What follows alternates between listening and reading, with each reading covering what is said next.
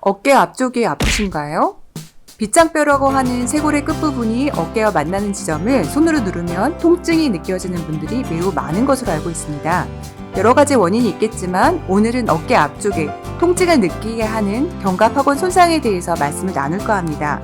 오늘도 선화목자병원 이창호 병원장님을 모시고 질문 드리도록 하겠습니다.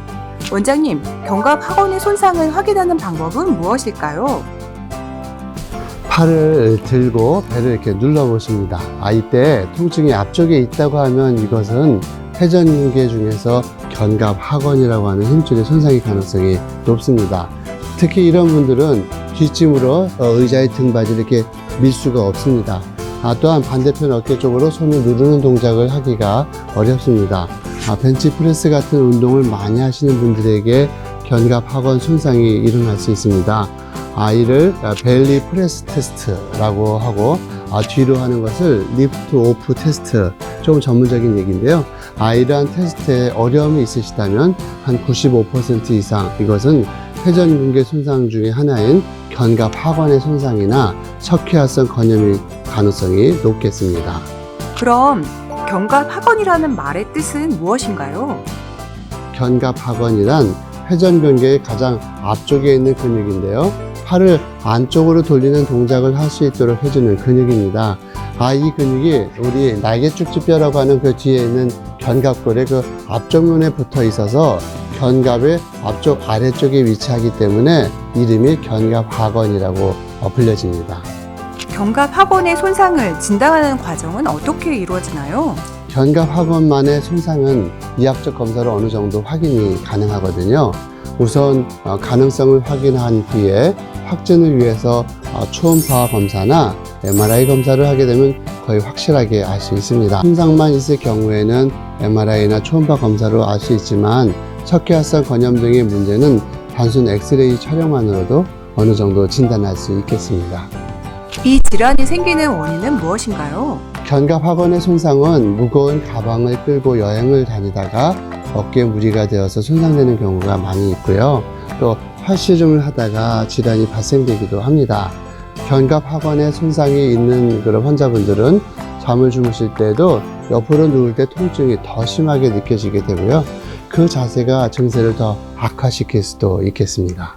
비스테로이드성 소염제를 약국에 가시면 흔하게 구입하실 수 있죠.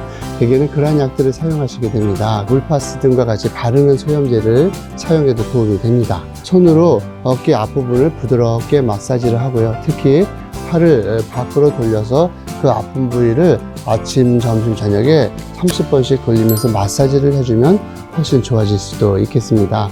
심하지 않은 경우에는 한 3주에서 6주간 무거운 것을 좀 들지 않고 벤치프레스 같은 것을 하시지 않는 것이 좋겠습니다.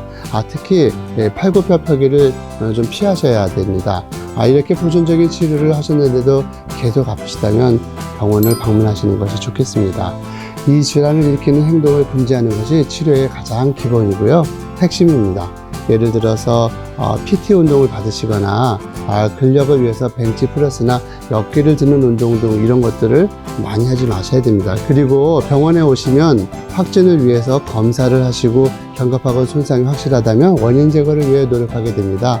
먼저 석회화성 건염인 경우에는 초기에 주사로 천자를 한 후에 약물을 넣어서 치료를 해드리게 되고요. 시간이 이미 오래된 경우에는 충격파 치료를 받으시게 됩니다. 그리고 견갑하관 손상인 경우 찢어진 힘줄이 부분층 손상인 경우에는 재생을 위한 약들을 주사해서 힘줄을 강화하는 치료를 위주로 해드리게 됩니다. 전층 손상인 경우에는 약으로 호전되기가 어려워서요. 관절경을 통한 공합술을 시행하게 됩니다. 그럼 수술하는 과정에서 뭔가 구별이 될 만한 확실한 핵심이 있을까요?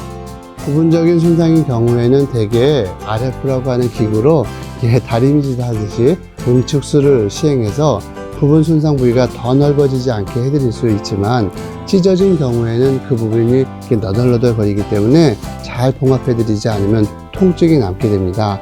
특히 힘줄은 이두박근의 장두건이 지나가는 이두건구 근처에 있기 때문에 봉합할 때 나사못이 이 이두건구를 손상시키지 않아야 합니다. 때로는 이 이두건구가 장두건 지나가는데 같이 손상되어 있는 경우에 이 장두건이 이두건으로부터 탈구가 되어 있는 경우에는 견갑학원만 봉합한다고 해서 회복되지는 않고 추가로 장두건 고정술이 함께 필요할 수도 있겠습니다. 오늘은 어깨 앞쪽에 통증을 느끼게 하는 회전근개 중에서 견갑학원 손상에 대해서 이창호 병원장님께 도움을 받았습니다. 이 영상이 도움이 되셨다면 구독과 좋아요, 알림 설정을 부탁드리겠습니다. 감사합니다. 감사합니다.